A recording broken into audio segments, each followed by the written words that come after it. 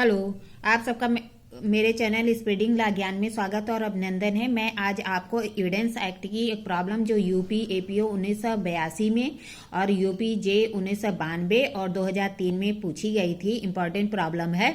अगर आपको इसका उत्तर पता है तो इनबॉक्स में जाकर टाइप करिए और नहीं पता है तो मेरी पूरी वीडियो देख लीजिए। आ ने ब को जानबूझकर गोली मारकर हत्या करने का मुकदमा चल रहा है। क्या कह रहा है? अ पर ब को जानबूझकर गोली मारकर हत्या करने का मुकदमा चल रहा है। इस तथ्य का साक्ष्य प्रस्तुत किया जाता है कि घटना के पिछले 10 दिन के पहले अ ने स और द पर भी गोली मारकर मारने की इच्छा से गोली चलाई थी। यहाँ पे जो अ है, क्या यह तथ्य सुसंगत होगा कि उसने पहले भी स और द पर गोली मारने की इच्छा से गोली चलाई थी? ये आइए देखिए इस प्रॉब्लम का सलूशन क्या कहता है। प्रस्तुत समस्या एविडेंस एक्ट की जो धारा 14 है उसका जो एक्सप्लेनेशन 1 है उससे संबंधित है और दृष्टांत जो अड़ा है उस पर आधारित है। धारा 14 क्या कहती है? धारा 14 मन और शरीर की दशा को सुसंगत बताती है। धारा 14 के अनुसार मन की कोई भी दशा जो कि आशय, ज्ञान, सद्भावना, उपेक्षा, उतावलापन और किसी विशिष्ट व्यक्ति के प्रति वैमनस्य और सदिच्छा दर्शित करने वाले तत्वों को सुसंगत घोषित करती है।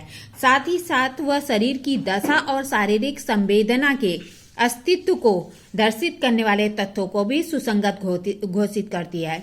जब ऐसे मन और शरीर या शारीरिक संवेदना की ऐसी कोई दशा का अस्तित्व विद्यमान है। मतलब क्या कह रहा है कि जो धारा 14 है उसका एक्सप्लेनेशन 1 है, उस पर आधारित हो और दृष्टांत अड़ा पर आधारित है। मन की कोई भी दशा, चाहे वह आशय हो, ज्ञान हो, सद्भावना हो, उपेक्षा हो, उतावलापन हो या किसी विशिष्ट व्यक्ति के प्रति वैमनस्य या सदिच्छा दर्शित करने वाले तत्व हो, जो कि शरीर की दशा या शारीरिक संवेदना के अस्तित्व को दर्शित करने वाले सभी तत्व सुसंगत होंगे तब, जबकि मन और शरीर या शारीरिक संवेदना की ऐसी कोई दशा वर्तमान समय में विद्यमान हो। प्रस्तुत समस्या में अ ब को जानबूझकर गोली मारकर हत्या करने का मुकदमा चल रहा है। क्या है कि अ पर ब को जानबूझकर गोली मारकर हत्या करने का मुकदमा चल रहा है। इस तथ्य का साक्ष्य प्रस्तुत किया जाता है कि घटना के पिछले 10 दिन पहले अ ने क्या किया था? स और द पर भी गोली मार डालने की इच्छा से चलाई थी। मतलब कि क्या है कि अगर किसी अ पर ब की जानबूझकर गोली मारकर हत्या का मुकदमा चल रहा और इस बात का एविडेंस प्रस्तुत किया जाता है कोर्ट में कि नहीं सर, अ ने सिर्फ ब पर ही गोली नहीं चलाई बल्कि 10 दिन पहले उसने स और द पर भी गोली चलाई थी, तो क्या कह रहा है कि प्रस्तुत समस्या में महत्वपूर्ण प्रश्न यह है कि ब पर गोली चलाने के 10 दिन पूर्व अ ने स और द पर भी गोली चलाई थी और यह तथ्य साक्ष्य में पेश किया जाता है। यह तथ्य अ का आशय दर्शित करने के लिए पेश किया जाता है कि अ का आशय दर्शित करता है कि अ ने न सिर्फ ब पे गोली चलाई थी बल्कि स और द पर भी गोली चलाई थी। तो कह रहा है कि पेश किया जाता है और यह तथ्य कि वह लोगों पर गोली चलाने के लिए अभ्यासी है, मतलब वह हैबिचुअल है लोगों पर गोली चलाने के लिए। धारा 14 का स्पष्टीकरण एक मन की दशा के तथ्य को और स्पष्ट करता है। स्पष्टीकरण या एक्सप्लेनेशन 1 कहता है कि जो तथ्य इस नाते सुसंगत है कि वह मन की दशा के अस्तित्व को दर्शित करता है, तो यह दर्शित किया जाना चाहिए कि मन की ऐसी दशा साधारण नहीं अपितु विशिष्ट विषय के अस्तित्व के संबंध में होनी चाहिए।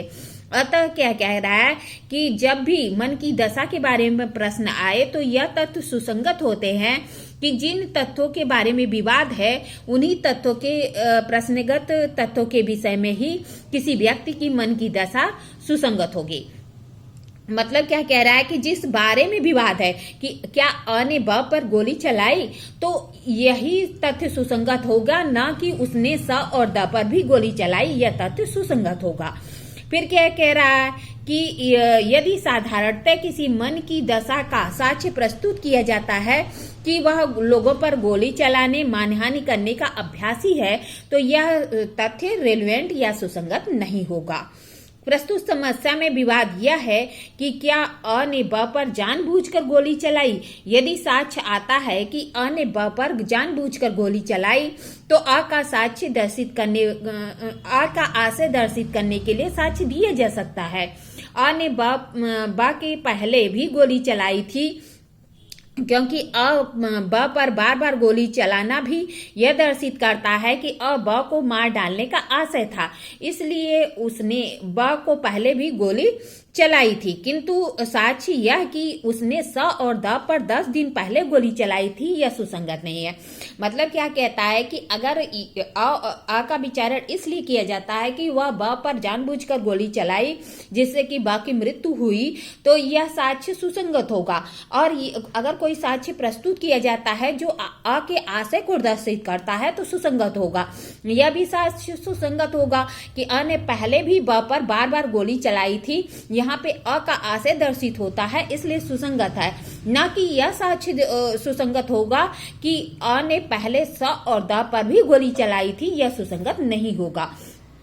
क्यों कह रहा है कि क्योंकि उससे अ के मन की साधारण दशा का पता नहीं चलता कि अ लोगों पर गोली चलाने के लिए आदी है, जबकि यह प्रश्न है कि क्या अ ने ब पर जानबूझकर गोली चलाई। यहाँ वही साक्ष्य पेश किया जाएगा जिससे यह प्रतीक होता है कि अ का आशय ब को मार डालने का था। मतलब कह रहा है कि ऐसा ही साक्ष्य कोई दिया जाता है जिससे यह प्रतीक होता है कि अ का आशय ब को मार डालना था, वही सुसंगत होगा। या फिर ऐसा साक्ष्य दिया जाता है कि अ ने पहले भी ब पर कई बार गोली चलाई थी, वह भी साक्ष्य सुसंगत होगा। लेकिन यह साक्ष्य सुसंगत नहीं होगा कि अ ने क्या पहले स और द पर भी गोली चलाई थी। इस तरह जो है आता है, क्या कह रहे हैं कि अतः प्रस्तुत समस्या में जो स्पष्टीकरण 1 है उसके उपबंधों के अनुसार 10 दिन पहले स द पर गोली चलाया था, यह सुसंगत नहीं है। क्योंकि का यह कि वह पहले भी स और द पर गोली चलाया था, यह सुसंगत नहीं होगा। जबकि अ ने पहले अगर ब पे गोली चलाई होती, बार बार गोली चलाया होता, तो अ के आशय दर्शित करने के कारण सुसंगत होता। अब इस मामले में क्या कह रहा, प्रश्न क्या है, तो कहता ब पर जानबूझकर गोली चलाने की हत्या का मुकदमा चल रहा है।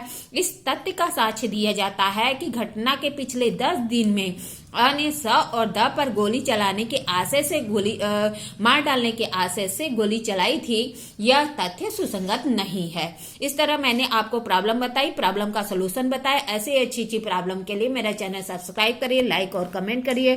ठीक है, धन्यवाद, थैंक यू।